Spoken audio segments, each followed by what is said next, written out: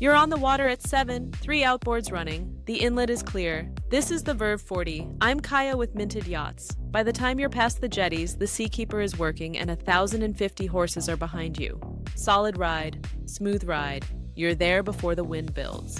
Find a sandbar 20 miles away. Drop the hook. The swim platform is ready in seconds. The Atlantic is right there. Swim, paddleboard, or just float. The Verve was made for it. Back aboard, the cockpit takes care of everything. Built-in icemaker, outdoor grill, dining table, wine cooler ready with drinks. 42 feet that entertains like something much bigger. The foredeck sun pad catches the afternoon. Teak underfoot. Hardtop keeps the helm cool. It's the kind of boat you stay on until the light changes. When you're ready to call it, there's a stateroom below, and this boat sleeps 4.